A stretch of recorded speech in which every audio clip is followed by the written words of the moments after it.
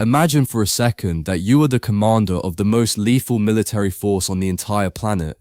You are at the absolute top of the food chain. You have spent your whole life in the mud and the blood of Roman conquest. You are battle-hardened. You are ruthless, highly logical. You literally hold the fate of empires in your hands. And yet, one single conversation with a foreign queen, and you are suddenly willing to burn your own empire to the ground. You are ready to betray your allies, your country, your own life. Now, everyone assumes that people who fall for seduction or manipulation are just weak, naive, desperately lonely. They picture someone who is incredibly gullible. I want you to completely erase that misconception right now, because it is entirely wrong. It is arguably the most dangerous misconception anyone can have about human psychology because it makes you blind to it. Assuming that only the weak are susceptible leaves you completely defenseless against how these mechanics actually work in the real world. If you look closely at the historical record, the most spectacular victims of seduction were often the most powerful, brilliant, resilient people of their entire era, which brings us right back to that Roman commander, Mark Antony. Because he did not just casually fall for Cleopatra, he was utterly ruined by her, destroyed. And history is full of physically beautiful people who do not go around toppling empires. So there was clearly something else happening there. According to the book we are diving into today, he fell for her because of how she manipulated his internal reality. Every single time they interacted, she had this uncanny ability to make this hardened general feel like he was the absolute center of the universe, like nothing else mattered. She essentially built a psychological fortress around him.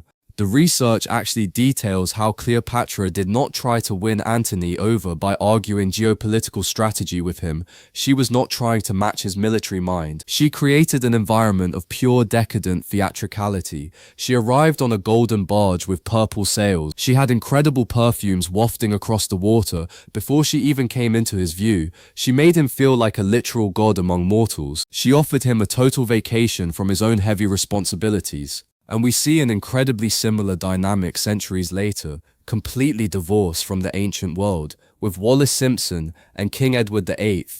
This is the man who gave up the throne of the entire British Empire for one woman. People love to romanticize that. They call it the ultimate love story.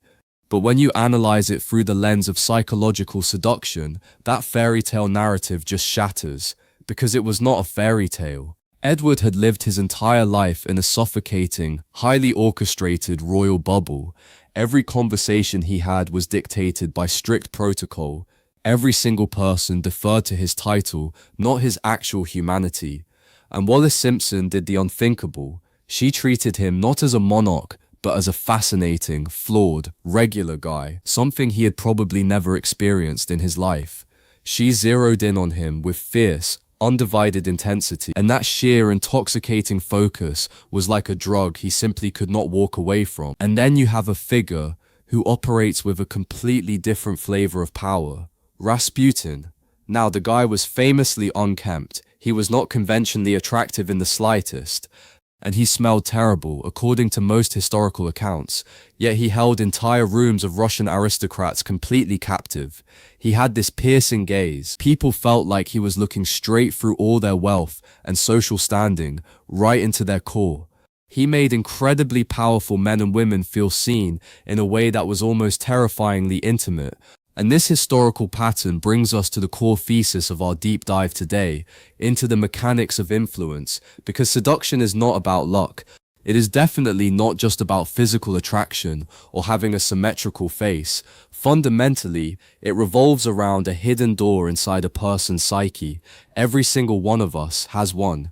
The individuals that history remembers as master seducers are simply the ones who figured out how to locate that door, decipher the lock, and walk right in. Think about it this way.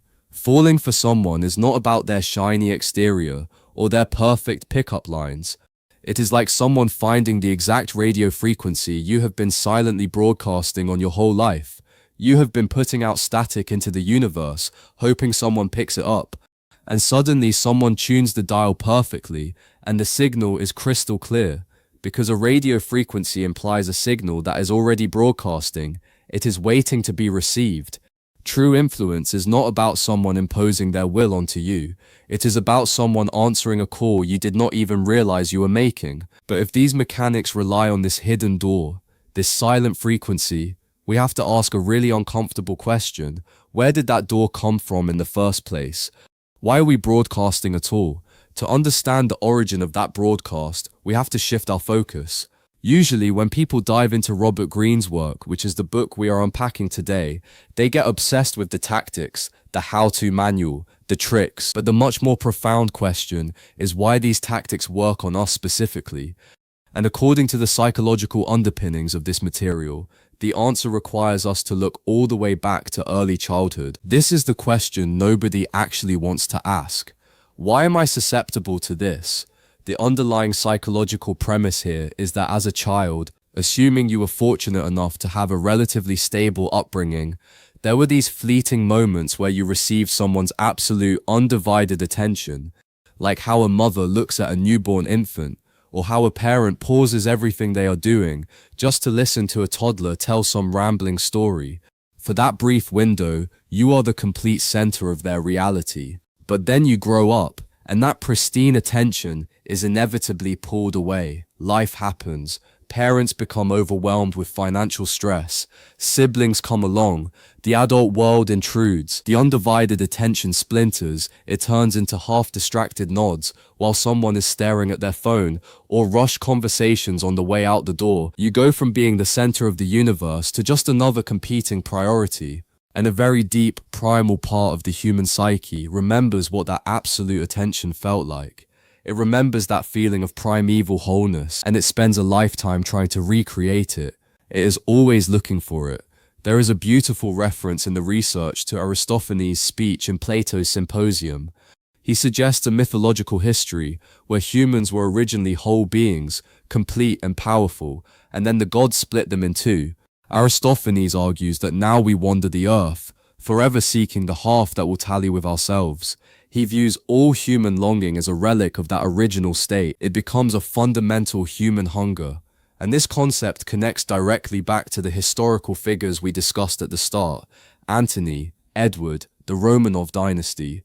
3 totally different centuries, 3 entirely different geopolitical landscapes, but the exact same underlying psychological hunger. When someone suddenly steps into your life and offers you that intense, unbroken focus, when they perfectly mirror that lost childhood attention, something in your brain just lights up. It bypasses rational thought entirely. And I want to say this clearly, because it matters. This is not a character flaw in the person who falls. It is just the condition of being human. You are not weak. You are just carrying around a very natural emotional hunger, the most universal human trait imaginable. But, and this is the dark side, that universality is precisely what makes it exploitable, because everyone has it. The people who master these dynamics intuitively recognize that underlying hunger and they weaponize it. They realize the vast majority of people are walking around in a state of quiet desperation, starved for emotional fulfillment. They observe the void, and they intentionally position themselves as the sole provider of that missing element. So how do they actually pull that off? If we all have this universal hunger, this hidden door, how do these master seducers figure out which specific key unlocks your door versus someone else's? This is where we dive into the taxonomy of influence. Greene categorizes the seducer into 9 specific archetypes, but I want to strongly emphasize how we should view these. They are not just outfits you put on or conversational styles you adopt. They are highly specific answers to highly specific emotional wounds. Each archetype targets a different kind of missing piece in the target's psyche. Let's start with the siren. Now, when most people hear the word siren, the mind goes immediately to Greek mythology. The beautiful, terrifying women on the rocks, singing songs that lure sailors to crash their ships.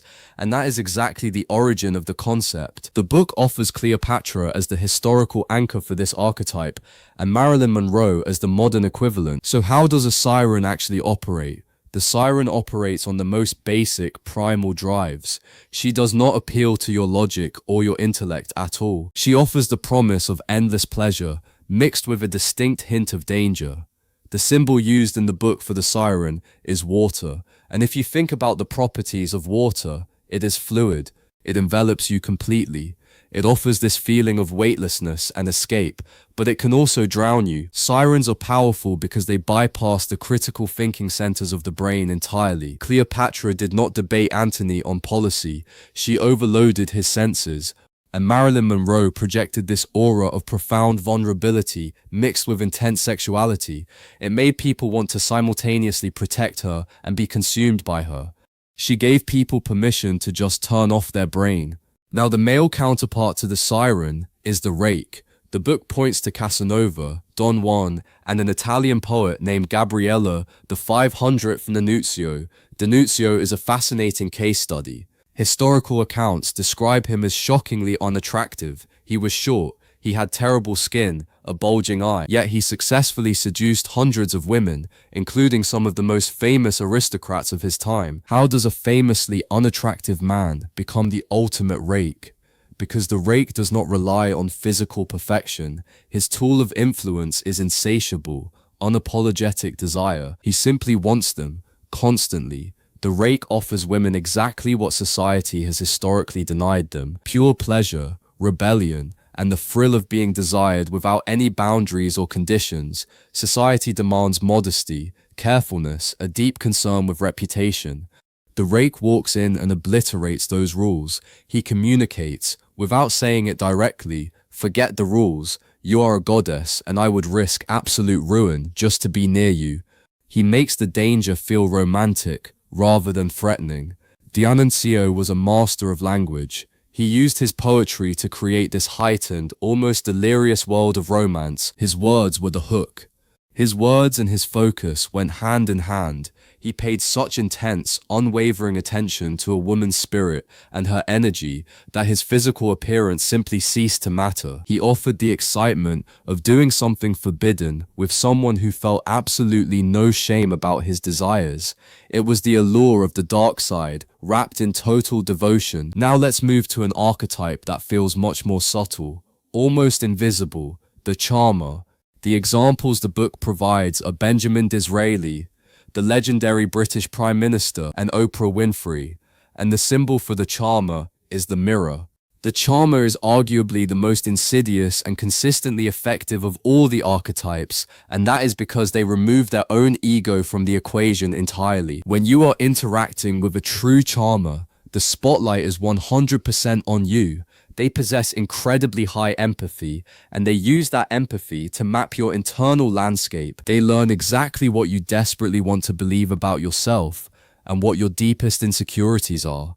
Now, I want to address something here, because there is a line that is easy to miss. Listening to someone's stories, validating them, making them feel good about themselves, that sounds like just being a genuinely nice person, a good friend.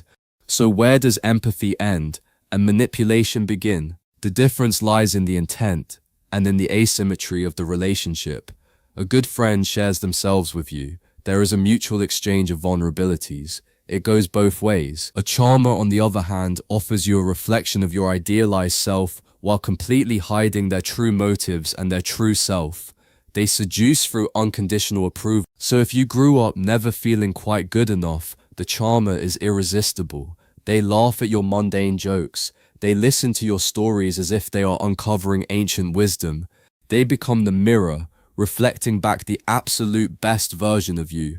They fill the insecurity void. Let me illustrate this with a brilliant historical example from the book involving Sukarno. During the Cold War, he needed a biography written to soften his image in the Western world, so he chose Cindy Adams, a sharp, experienced, and naturally skeptical American journalist. Not exactly an easy target, but Sukarno deployed the classic charmer technique. He completely entered her spirit. He mirrored her energy. If she complained about the heat, he sympathized and adjusted the schedule. He paid intense attention to her wardrobe, complimenting specific choices. He even went so far as to dye his hair to match hers after she made a passing joke about it. He physically altered himself to mirror her humor. He softened himself just enough to make her feel completely safe, understood, and entirely in control of the dynamic. And it worked. She genuinely believed she was the one charming him. She thought she was the savvy journalist, steering the narrative. But by completely indulging her ego and mirroring her desires, he bypassed her professional defenses entirely. And he got exactly what he wanted, a highly sympathetic, glowing biography that provided massive political cover. That is the devastating, invisible power of the mirror. Now, if the charmer targets individual insecurity, what about entire populations? What about societies dealing with massive panic, where the void is not just personal insecurity, but utter terror about the future? That requires a completely different mechanism, and it brings us to the charismatic. Think of Joan of Arc, Elvis Presley, or Malcolm X. The symbol for this archetype is the lamp.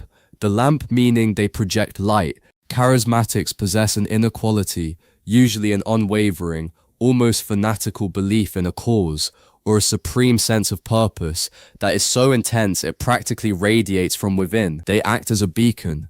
They draw people in because the vast majority of humanity lacks that kind of absolute certainty. In times of chaos, war, or deep personal turmoil, people flock to the charismatic because they provide a definitive sense of direction.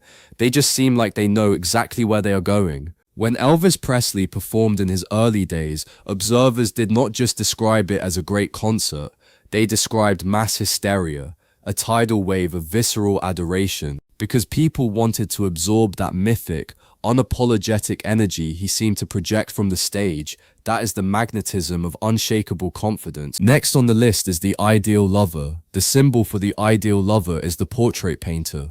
And you see this archetype vividly in figures like Madame de Pompadour, who became the chief mistress of King Louis XV. The ideal lover does the painstaking, observant work of discovering a target's broken dreams, lost youth, or unfulfilled fantasies. They find what is missing. They look at the life of quiet desperation the person is leading, and they seamlessly position themselves as the conduit to an entirely different reality.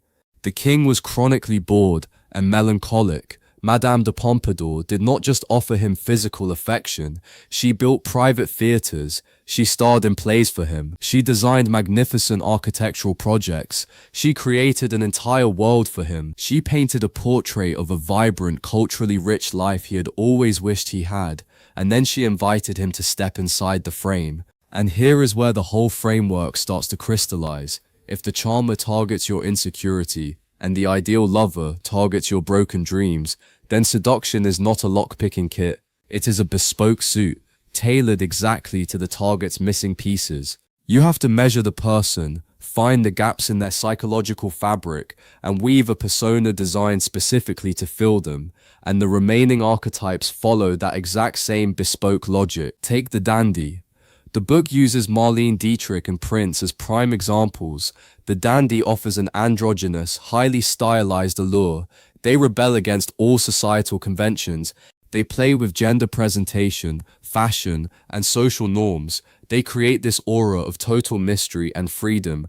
And who does that target? It attracts people who feel trapped by rigid gender roles, suffocating corporate structures, or just boring social expectations. The dandy is the orchid, rare, undefinable, and a symbol of complete liberation from the mundane. Now the final three archetypes reveal some fascinating nuances. We have the natural, the coquette, and the star. The natural utilizes spontaneity, vulnerability, and a kind of childhood innocence to bypass our hardened, cynical adult defenses. Think of someone who is playfully clumsy, endlessly optimistic, or unguarded in a way that makes you feel protective of them. The adult world is full of calculated transactions. The natural disarms you by appearing completely uncalculated. You drop your guard because you simply do not perceive them as a threat. The coquette operates with a lot more friction. The coquette is the master of the hot and cold dynamic.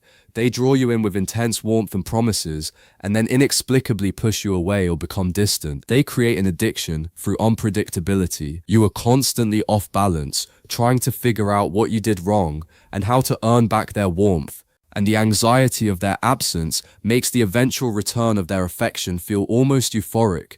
And finally, the star. The star operates on distance and ethereality. They are the blank canvas. They project an image of perfection, beauty, and untouchability. They do not give you too many specific details about their inner lives, which allows people to project their own fantasies onto them. The star is aspirational.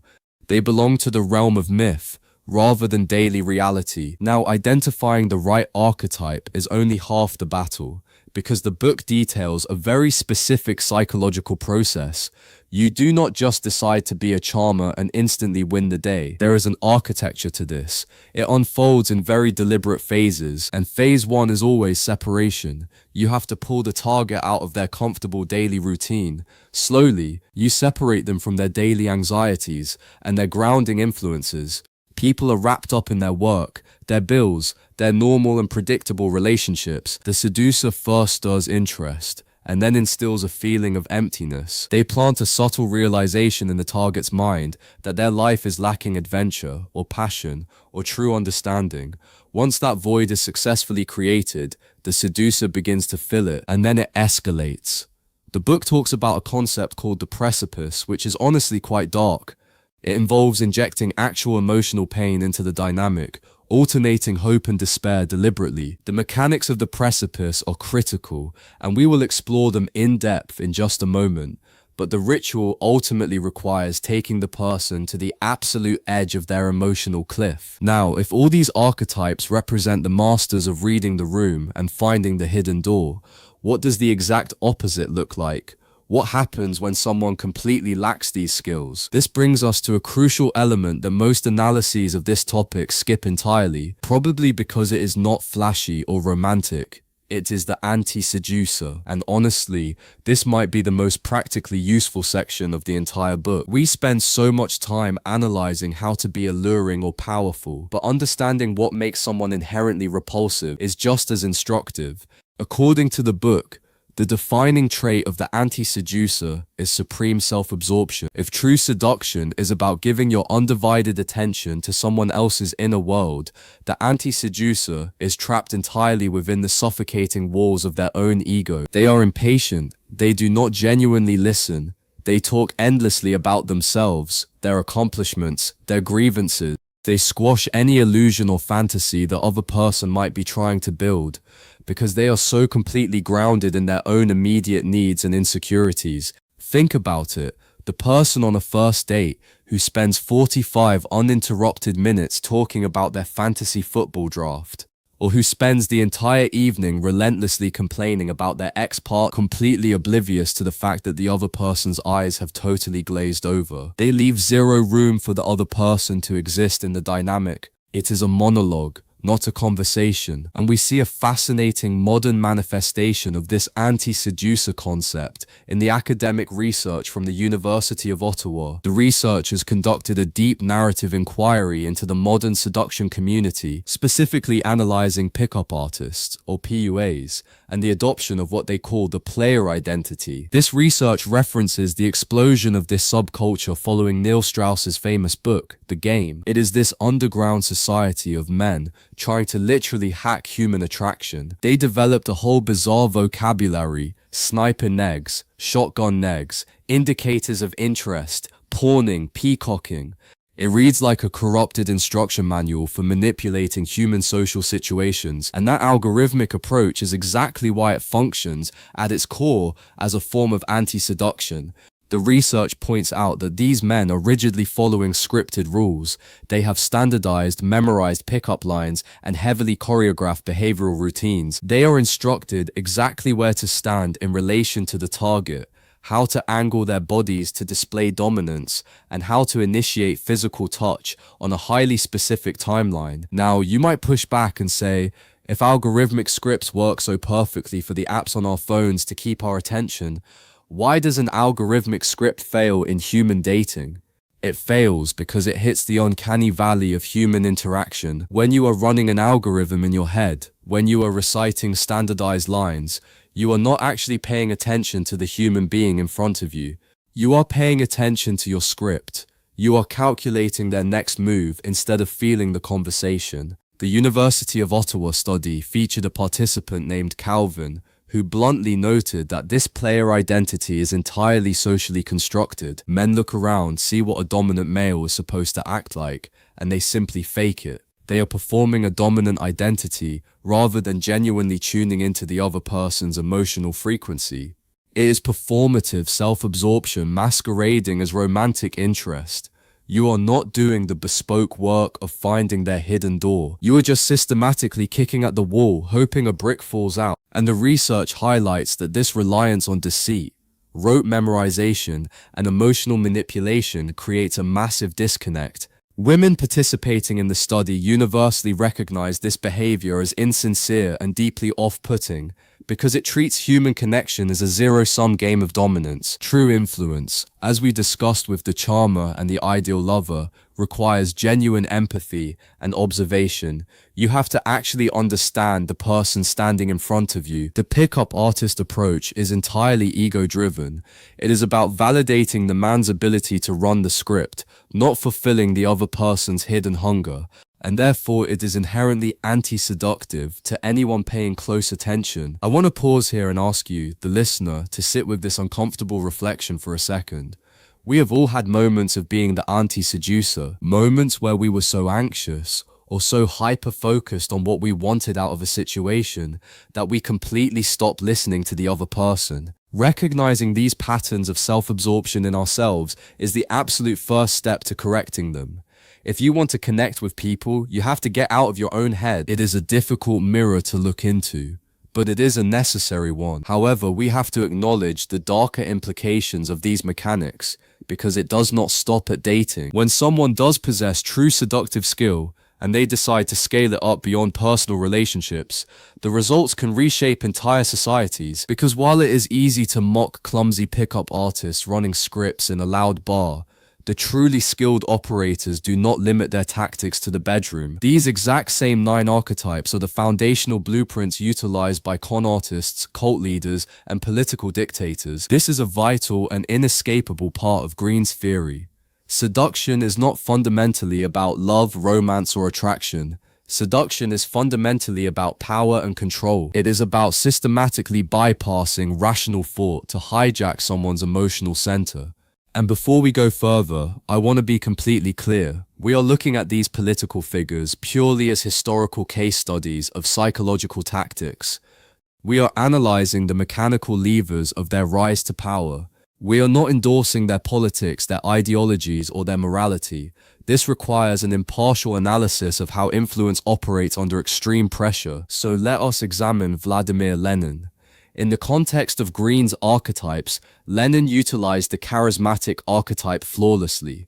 The book points out that physically, Lenin was completely unimpressive. He was short, plain-featured, slightly balding. He had been isolated in exile in Europe for over a decade. When he finally returned to Russia, his political party was just a small, fractured splinter group.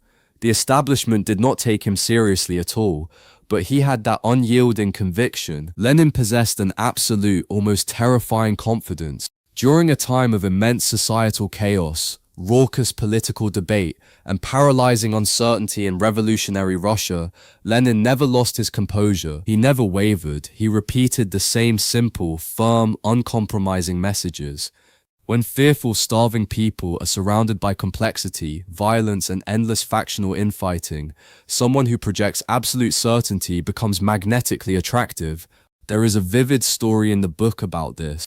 A brewing violent riot was taking place, and Lenin jumped onto the running board of his car, physically directing the way through the angry crowd at considerable personal risk, completely unfazed. And when intellectuals told him his radical ideas had nothing to do with reality, his response was a chilling, so much the worse for reality. That is the charismatic archetype distilled into 6 words. It is a reality distortion field.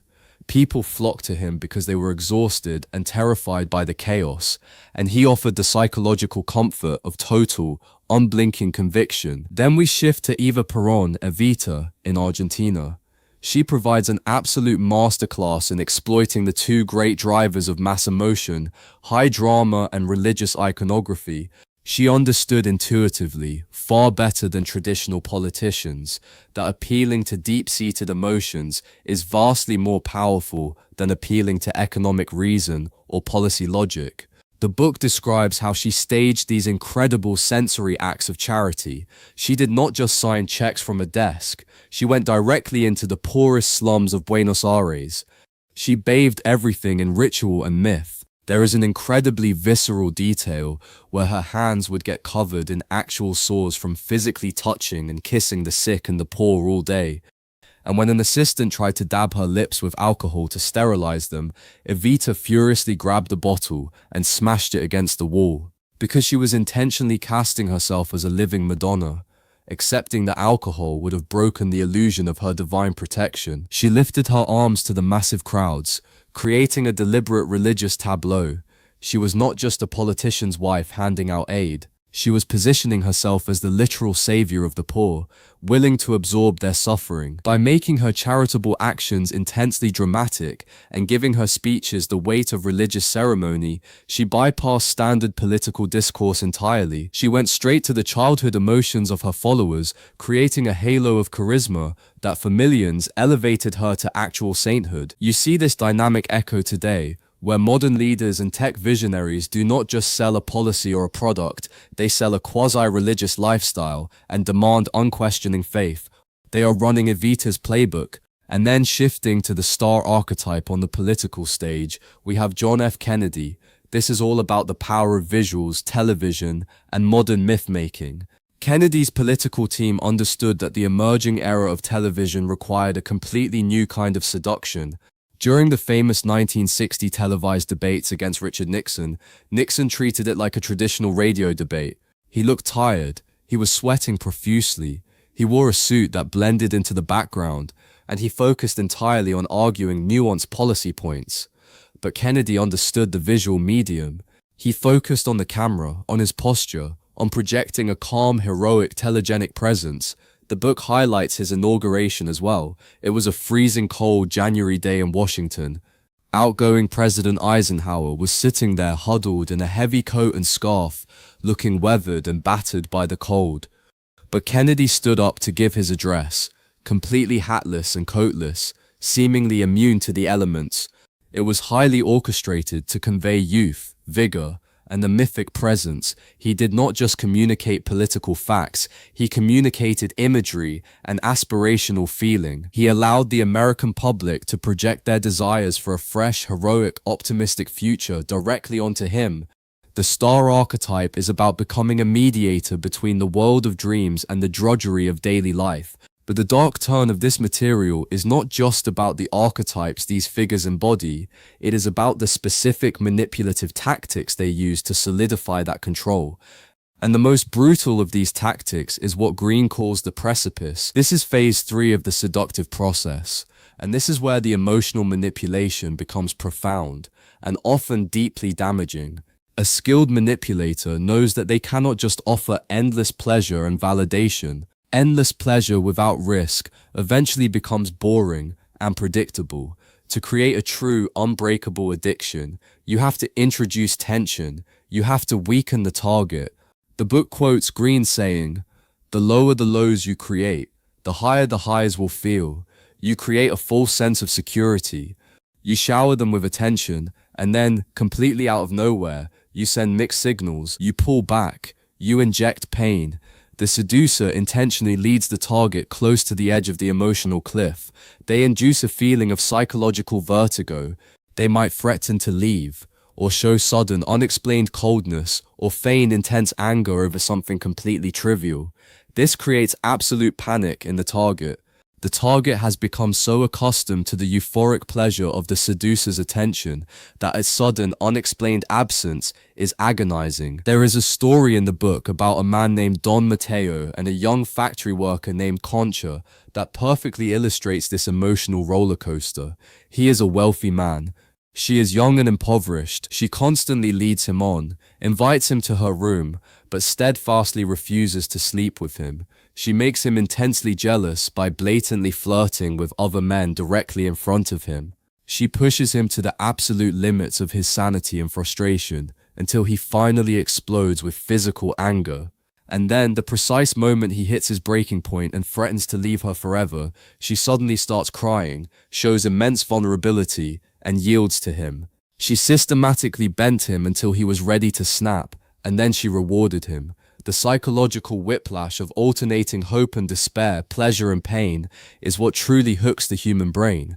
It creates trauma bonding. It is the exact same dynamic used by cult leaders who shower new recruits with intense love bombing and then subject them to grueling isolation, sleep deprivation, and public shaming, only to magnanimously forgive them later. Think of it like bending a piece of metal back and forth until the structural integrity fails and it snaps. The sheer emotional whiplash is what breaks down the target's resistance, whether the person doing the bending is a toxic romantic partner, a cult leader, or a political demagogue. And it is very easy to comfort ourselves by thinking we are immune to these grand historical manipulations. We might think, I am not voting for Lenin, I am not joining a doomsday cult, I am too smart for that. But the unsettling truth is that these exact same tactics have evolved. They have been digitized and mechanized. They no longer even require a human being to operate them. This brings us to the modern application, and this one is going to hit close to home. You are being seduced right now, not by a person, by the device sitting in your pocket or resting on your desk, your smartphone, the algorithms that power our social media feeds, our news aggregation apps, and our digital interactions are built, intentionally or not, upon the exact same psychological architecture as Greene's seduction theory. It is the coquette archetype, perfectly realized in silicon and code. The coquette alternates hot and cold. So what is a push notification? You get a ping. Someone liked your photo, a sudden burst of dopamine, a rush of pleasure. You check your phone again 5 minutes later, nothing, silence, coldness. You post something else, desperately hoping for the hit. You pull down the screen to refresh the feed. It is the exact mechanic of a slot machine. Unpredictability, scarcity, the precipice, delivered in microdoses, and the endless scroll of a video feed perfectly mimics the siren archetype. It promises an infinite stream of pleasure, always hinting that the most amazing piece of content, the funniest video, the most compelling story, is just one more flick of the thumb away. It separates you from your daily anxieties, executing phase 1 of the seductive process seamlessly, and traps you in a timeless fluid void of pure consumption. And the people driving the content, the massive influencers, they are executing the star archetype on an industrial scale. They curate intense distance. They show you highly edited, perfectly lit, aspirational glimpses of their lives. The flawless morning routine, the pristine vacation, the perfect relationship, but they remain fundamentally unreachable. That curated distance is what generates the mystery and the insatiable desire to keep watching. In the book, Greene describes Andy Warhol's famous factory in New York in the 1960s. To illustrate this kind of environment, Warhol covered the walls of his studio in silver tinfoil. He had a red quilted couch, floating metallic helium pillows, and the velvet underground playing constantly in the background. People from all walks of life, wealthy socialites, drag queens, street hustlers, actors, would pour into this space and completely lose their sense of reality. Warhol himself said it was like a children's television show where there is always some new shiny bit of entertainment to distract you. He deliberately created an environment where people simply could not maintain their normal defenses, a place with no real weight, no responsibilities, no societal judgment, a place to completely lose yourself in the spectacle. And today, the digital feed is the new factory. We step into it to escape the heavy drudgery of our daily lives, to wear different digital masks, to watch the endless chaotic party unfold on our screens. So when you are sitting on your couch at 1 in the morning, and you know you have to wake up early for work, but you just cannot bring yourself to put your phone down, I want you to realize something. That is not simply a failure of your personal willpower. You are fighting against a 500-year-old psychological seduction pattern, refined by brilliant software engineers and dressed up as a little red notification badge. It is weaponized psychology, and recognizing that architecture is the only way to begin breaking the spell. But this modern realization leads us directly to a critical gap in Robert Greene's work and an important area of academic critique. If our devices, our politicians, and the people in our lives are constantly running these patterns on us, what is the ultimate human cost? All these historical stories, all of Greene's rules, are written entirely from the winner's perspective. It reads like Machiavelli writing a manual for princes. What happens to the person left holding the bag after the seducer gets what they want and moves on? That is the glaring omission. What the book largely ignores is the emotional wreckage left behind. It ignores the perspective of the seduced. The people who are manipulated, drained of their emotional energy and affection, and then casually discarded once they no longer serve a purpose, or once the seducer simply gets bored. The book mentions that a master seducer like the poet Lord Byron possessed a deeply sadistic streak. He would lure women in by appearing incredibly sweet, vulnerable, and affectionate. He would wait patiently until their emotions were fully and deeply engaged, and only then would his cruelty and indifference emerge. But by then, it was too late. The victim is left entirely devastated, wondering what they did wrong. We see this emotional toll explicitly addressed in the University of Ottawa research on the player identity. When human connection is treated merely as a game, it relies on deception as a foundational tool. The researchers point out that these tactics function as a means of manipulating people emotionally, physically, and mentally into believing there is sincere attraction or genuine potential for connection. It reduces complex human beings to a game of dominance. It treats the targets not as equals but as conquests, as objects to be acquired and tallied, and it completely ignores the severe psychological trauma that kind of profound deception inflicts on the person on the receiving end. But there is another academic lens on this, provided in the research from a scholar named Laura Gonzalez, who draws heavily on the French philosopher Jean Baudrillard. This theory suggests that seduction is not just a simple one-way street of predator hunting prey. Baudrillard argues that seduction is pervasive, and more importantly, it is reversible. His theory severely complicates the traditional power dynamic. He poses a brilliant question: is it to seduce or to be seduced that is truly seductive?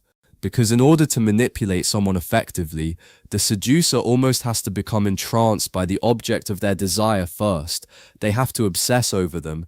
There is a doubling effect, an endless play of mirrors. Let me make that concrete with a real-world example. Think about the opening scene of Breakfast at Tiffany's. Audrey Hepburn, playing the character Holly Golightly, steps out of a yellow taxi on the quiet early morning streets of New York. She is wearing a stunning Givenchy gown.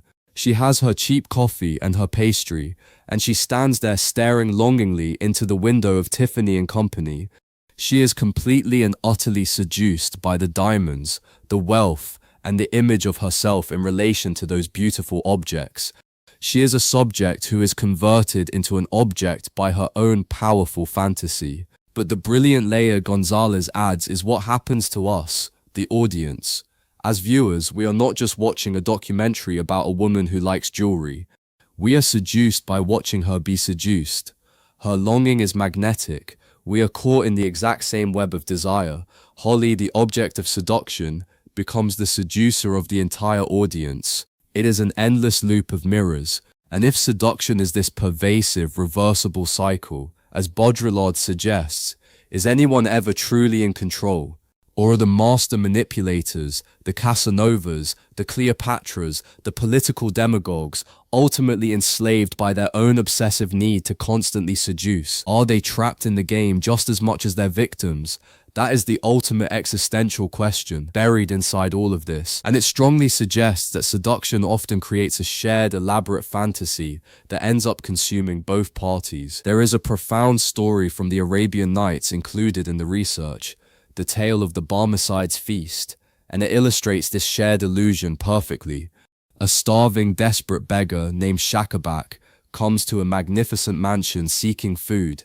He is welcomed by the master of the house, an older, wealthy, noble man from the Barmecide family. The old man expresses deep, seemingly genuine compassion for the beggar's hunger and insists that he stay and dine with him. He calls out loudly for his slaves to bring a basin and water so they can wash their hands before the meal. But there is no basin, there are no slaves. The host makes elaborate, precise gestures as though pouring water from an invisible vessel and drying his hands with an invisible towel. The beggar is completely bewildered, but being in a precarious position, he decides to play along. Then the host calls for the grand table to be brought in. He acts as though servants are rushing around, but there is no table, no plates, no food. Yet the host invites the beggar to sit and eat the finest meat. He mimics chewing with great satisfaction and asks the beggar to note the incredible excellence and whiteness of the bread. The beggar, realizing the wealthy man is playing some kind of bizarre game, decides to fully enter into the spirit of it. He starts pretending to tear the bread, pretending to chew, praising the invisible meal, saying he has never tasted anything so divine in his life. The host continues this elaborate pantomime, course after course. He pretends to hand the beggar invisible delicacies and imaginary pudding dripping with fat, asking if he has ever tasted better spices. The beggar, ravenously hungry in reality, agrees enthusiastically, wiping his mouth. Finally, the host calls for the wine. They pretend to drink from heavy, invisible crystal cups, loudly toasting each other's health. The beggar begins to act progressively drunk from the imaginary vintage, and then the beggar decides to take the illusion to its breaking point. Pretending to be completely and uncontrollably drunk, he raises his arm and strikes the wealthy host a massive, very real physical blow on the neck. When the host erupts in anger, the beggar immediately apologizes. He says, "Sir, you fed me your choicest food and your most potent wines, and I became so drunk I forgot my manners. You are so noble. Surely you will pardon my offense." And the host, rubbing his neck, suddenly bursts out laughing. He tells the beggar that he has tested many men with this exact game, but no one had ever had the patience, the wit, or the desperation to enter into the illusion so completely. He pardons the beggar's blow, orders a massive real feast to be brought out, and makes the beggar his constant companion from that day forward. It is the perfect metaphor for everything we have discussed today. The seducer creates this invisible imaginary feast, a fantasy of absolute childhood attention, of an ideal romantic life, of political salvation, and the target, because they are so desperately hungry for it, sits down at the empty table and starts pretending to chew. They actively participate in their own seduction until the illusion becomes a bizarre shared reality. The seducer may provide the framework, the lighting, and the script, but the victim provides the deep underlying hunger that makes the illusion feel real.